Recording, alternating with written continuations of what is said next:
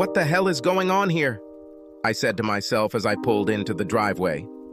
The strange machine immediately took me by surprise, and alarm bells immediately began to ring. No one should be home at this time, and of course, no one was waiting for me either. My wife has to be at work, and so do I, so it's understandable that a certain car in our driveway would set me off. At that moment, a variety of thoughts raced through my mind. Has someone robbed my house? Was someone really hurt? To hell with everything, I thought. I'll figure it out on the spot. Through the garage window, I saw my wife Taylor's car. It was strange. Now I was starting to get nervous, trying not to think about the worst. I walked around the house and went inside. There were clothes strewn across the living room floor, so now I had a clear idea of what was going on. To be honest, I was a little taken aback and really hoped there was a reasonable explanation for this.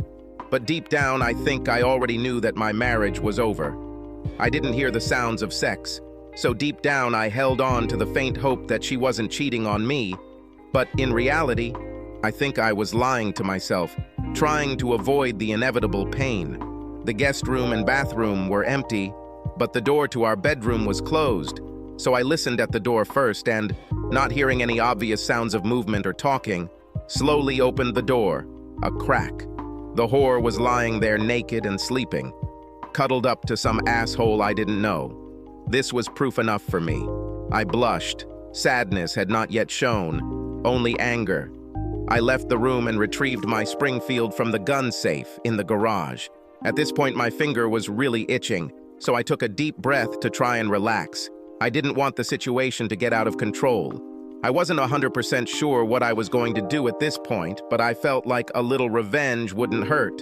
Returning to the house, I found in his pants pocket a scumbag's license and work identification, which indicated that his name was Kenneth Brightwater, and in fact he was an employee of the law firm where Taylor worked as an executive director.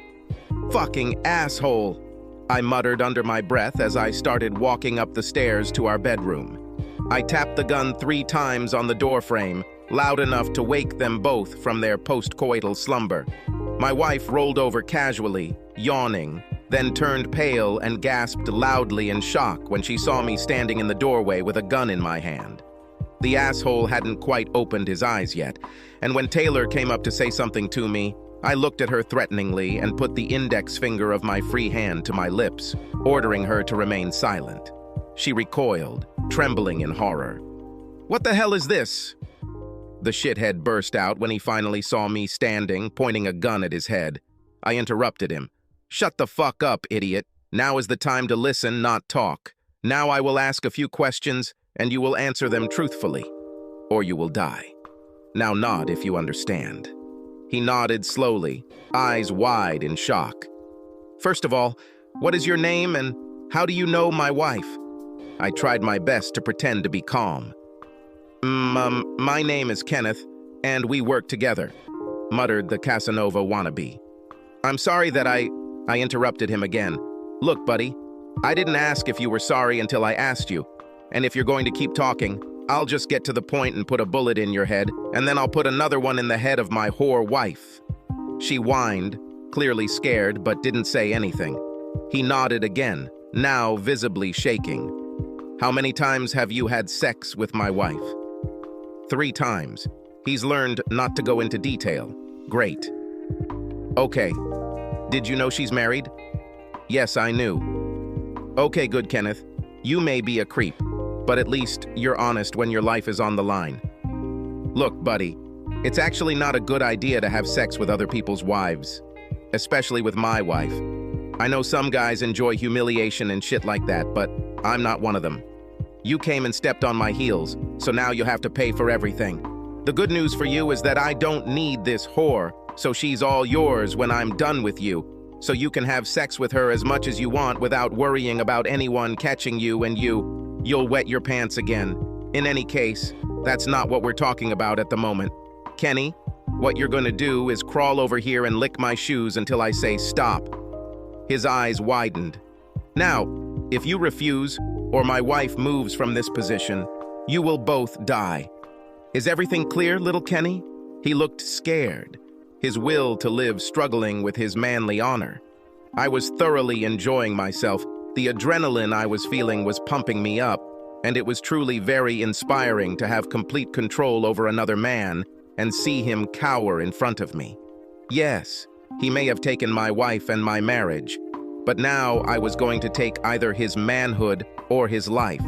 His will to live finally won out, and he slowly crawled across the floor towards me, the gun pointed firmly at his head.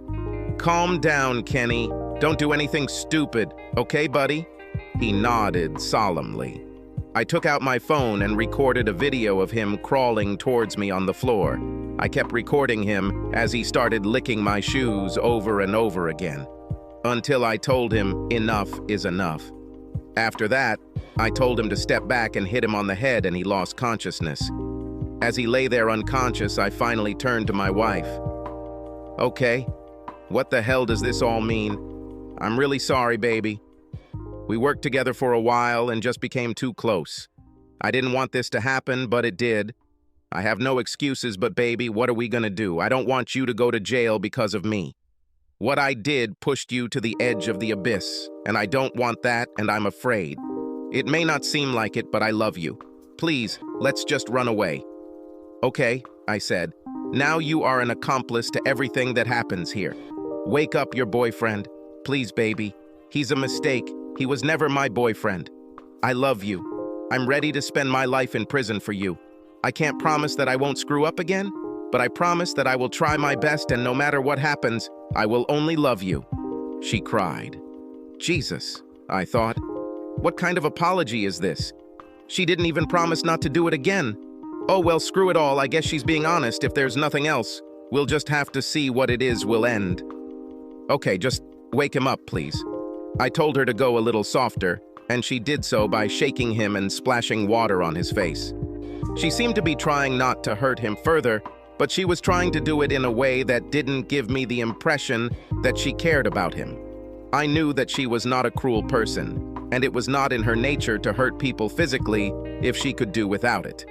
So I did not blame her for this small act of mercy. "Okay, Kenny, are you with me, buddy?" I asked him in a friendly manner when he seemed to have regained consciousness. He groaned, probably in pain, but I just took that as an affirmative answer. "We need to clear up a few things, Kenny, so we can move on with our lives, okay?" He just looked at me, puzzled. "Now, Kenny, I have set up emails to be sent automatically to all of your coworkers within 24 hours unless I cancel. It shows your lust for my shoes, video of your facial expressions and all that, okay?